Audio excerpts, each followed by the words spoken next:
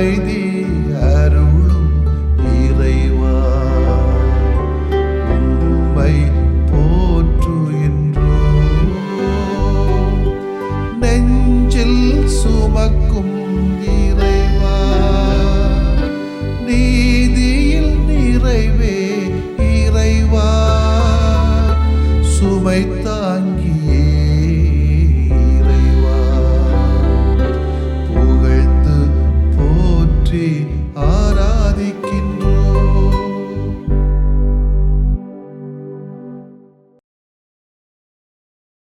கடவுளே, உங்க அன்பை எப்படி சொல்ல?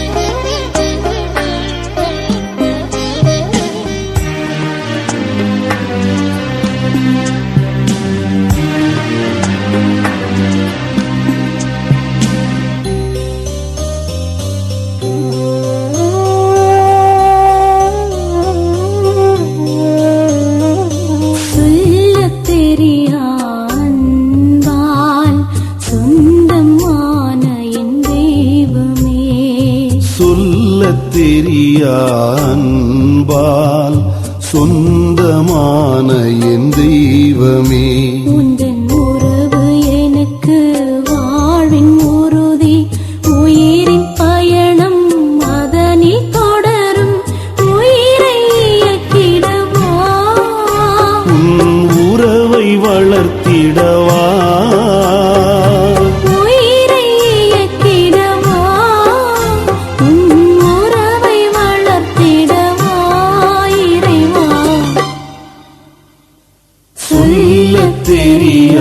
அன்பால் சொந்தமான என் தெய்வமே.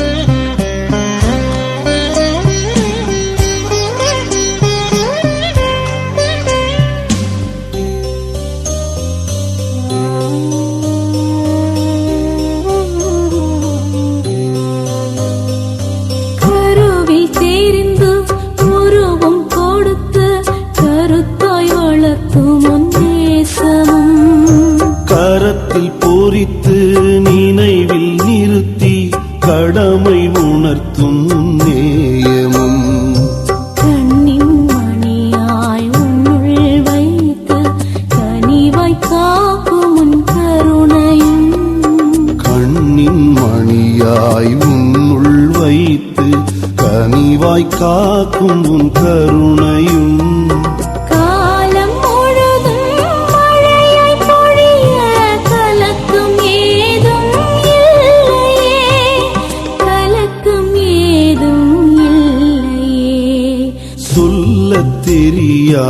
அன்பால் சொந்தமான என் தெய்வமே, உந்தன் உறவு எனக்கு வாழ்வின் உறுதி, உயிரின் பயணம் அதனில் தொடரும், உயிரை இயக்கிடவா, உறவை வளர்த்திடவா,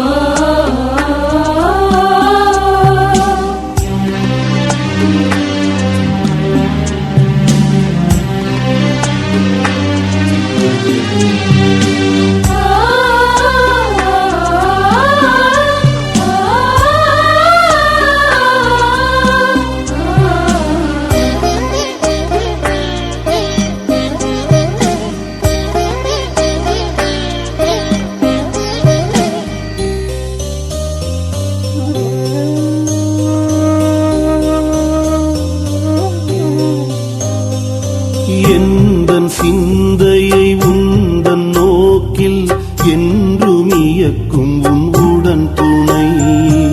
எந்த பணியிலும் துணிந்து உழைக்க எழுச்சி வழங்கும் உன் அருள் பலம். என்னை உனதாய் நெஞ்சில் சுமக்கும் என்றும் அன்புடை தாய் மனம்.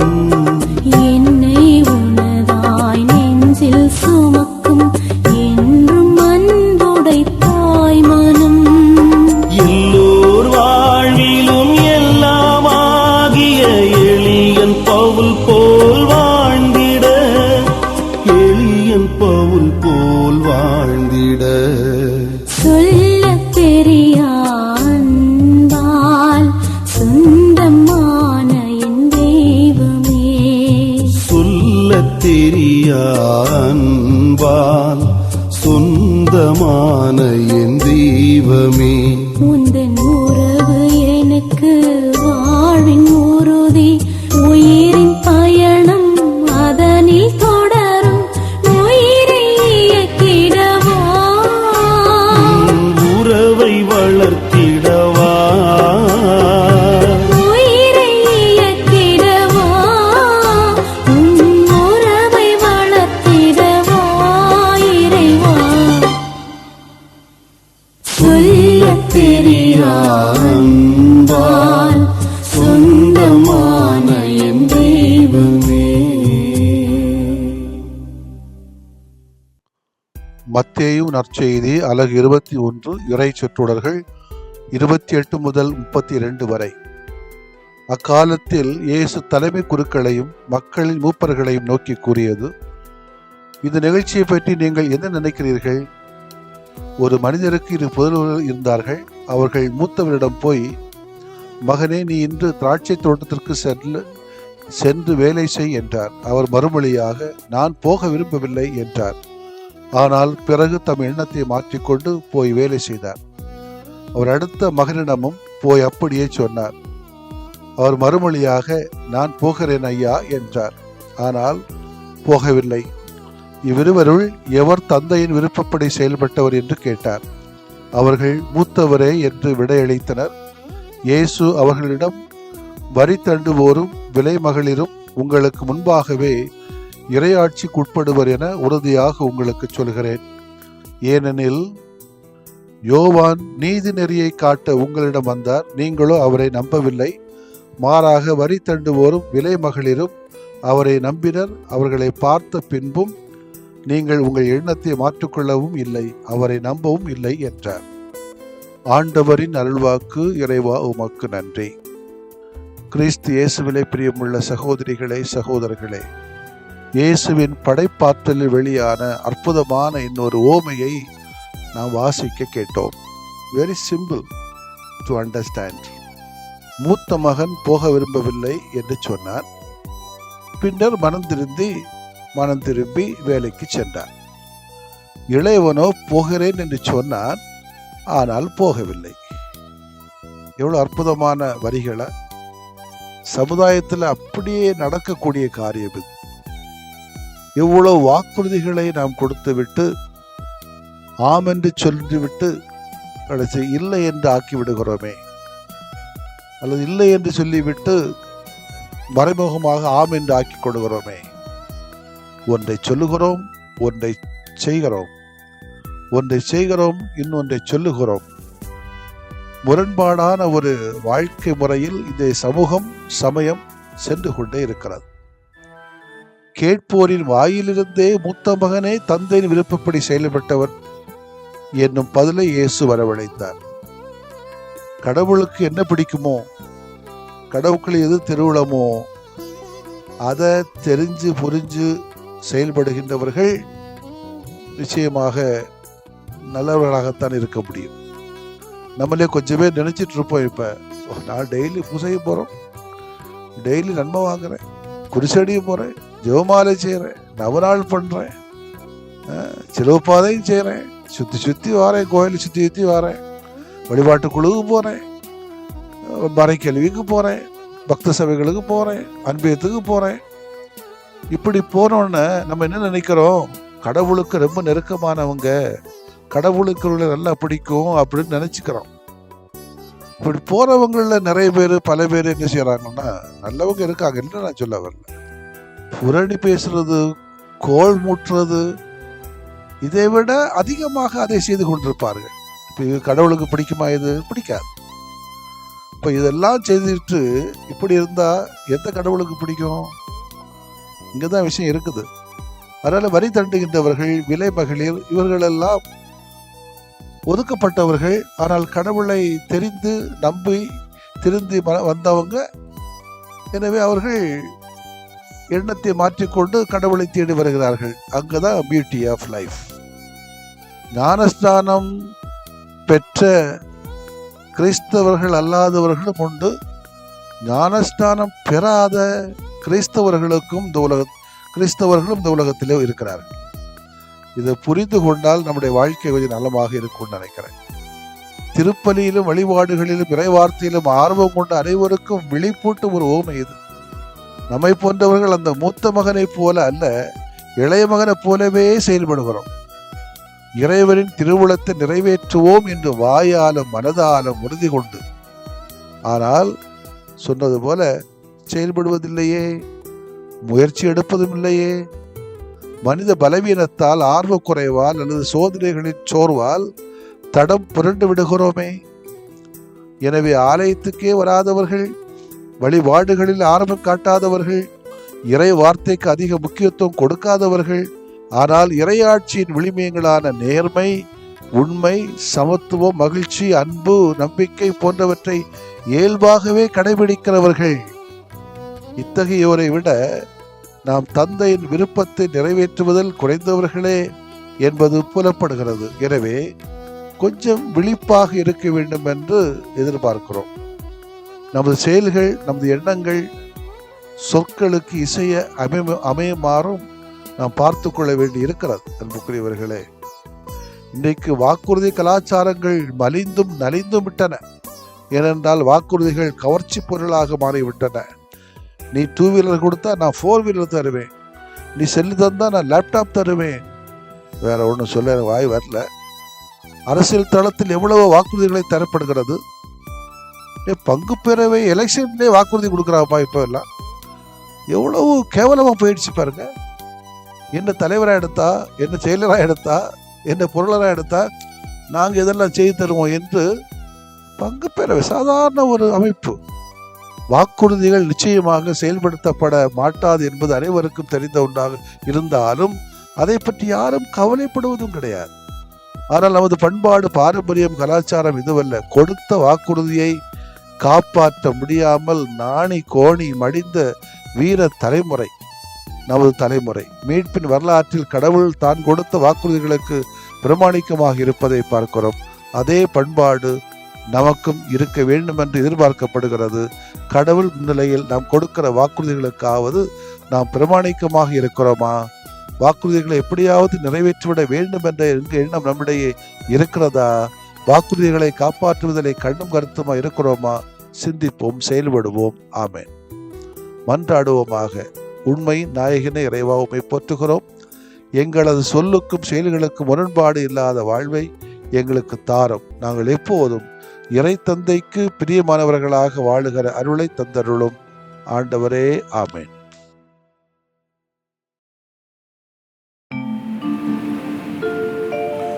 விரும்புகிறேன் நீயும் குணமாகு, அஞ்சாதே நான் என்றும் உன்னோடு. விரும்புகிறேன் நீயும் குணமாகு, அஞ்சாதே நான் என்றும் உன்னோடு.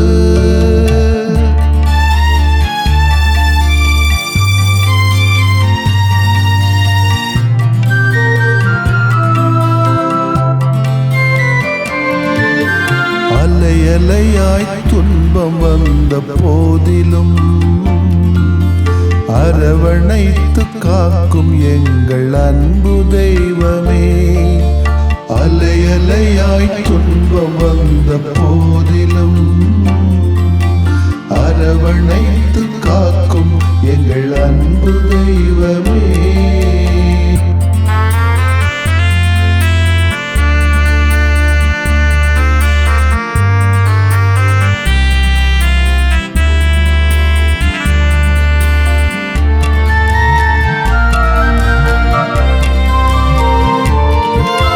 கடும் காய்ச்சலால் அவதியுற்றோம் தெய்வமே. உடல் வலியால் நொந்து போனோம் தெய்வமே. கேட்கும் குரல் கேட்ட மக்கு நலம் தாருமே. கேட்கும் குரல் கேட்ட மக்கு நலம் தாருமே.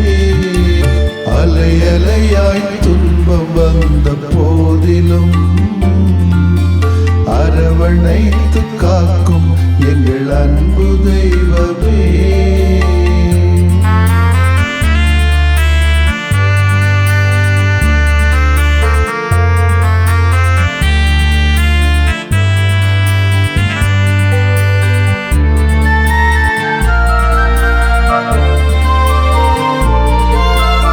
உள்ளம் நிறைவை இழந்து நின்றோம் தெய்வமே. குழந்தையின்றி நிலை குலைந்தோம் தெய்வமே. கேட்கும் குரல் கேட்ட மக்கு நலம் தாருமே. கேட்கும் குரல் கேட்ட மக்கு நலம் தாருமே. அலை அலையாய் துன்பம் வந்த போதிலும் அரவணைத்து காக்கும் எங்கள் அன்பு தெய்வமே.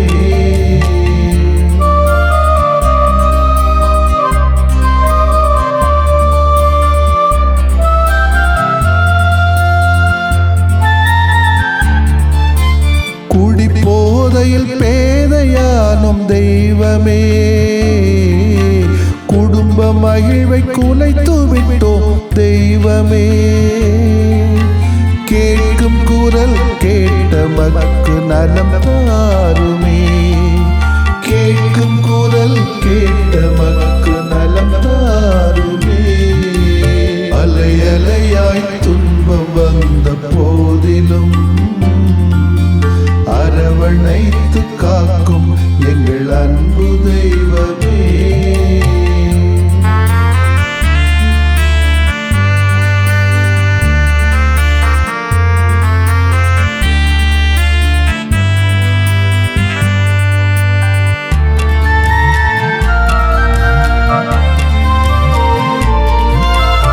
புற்று நோயால் பலமிழந்தோம் தெய்வமே. தொற்று நோயால் நிம்மதி இழந்தோம் தெய்வமே. கேட்கும் குரல் கேட்ட மக்கு நலம் தாருமே. கேட்கும் குரல் கேட்ட மக்கு நலம் தாருமே. அலை அலையாய் துன்பம் வந்த போதிலும் அரவணைத்து காக்கும் எங்கள் அன்பு தெய்வமே. அலை அலையாய் துன்பம் வந்த போதிலும் அரவணைத்து காக்கும் எங்கள் அன்பு தெய்வமே.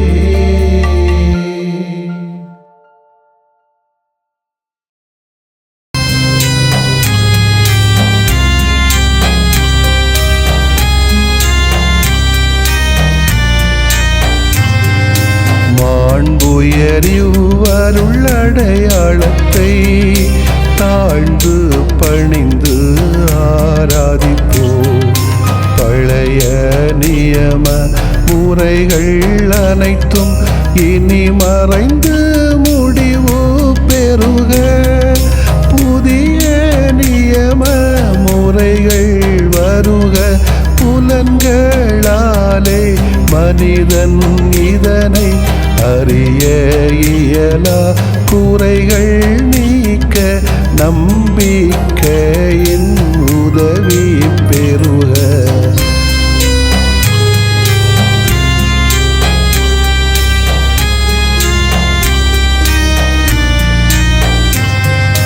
தந்தை அவர்க்கும் மகன் அவர்க்கும் புகழ்ச்சியோடு வெற்றியாக்கும்.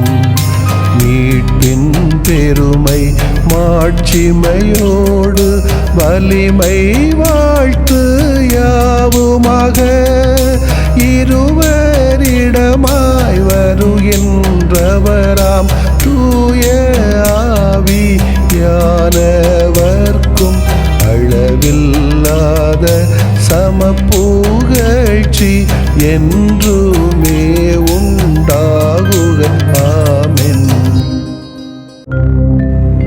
வானென்று அவர்களுக்கு அப்பமளித்தீரே,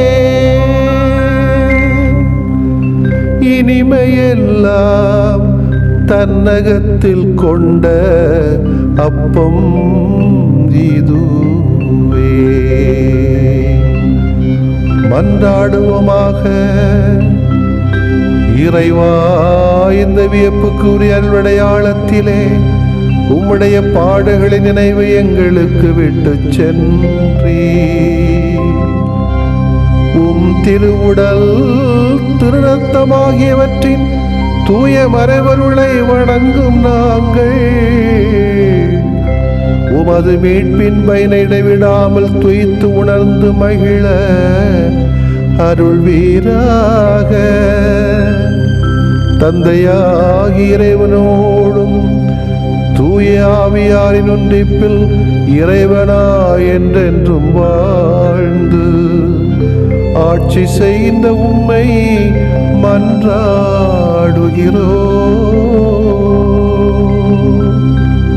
ஆமென்.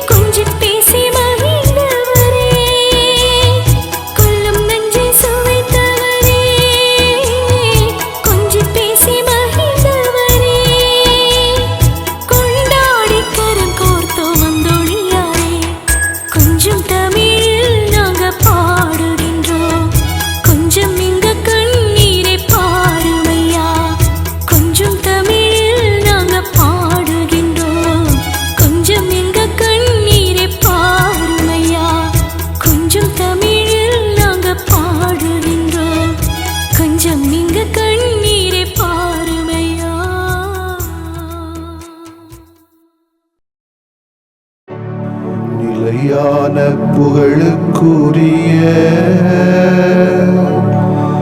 தூய இறை நன்மைக்கு எல்லா காலமும்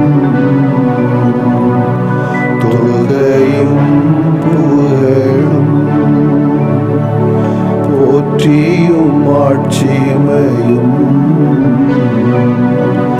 உண்டாக கடவது. போற்றியும் ஆட்சிமையும் உண்டாக கடவது. தந்தை, மகன், தூய ஆவியாரின் பெயராலே ஆமென்.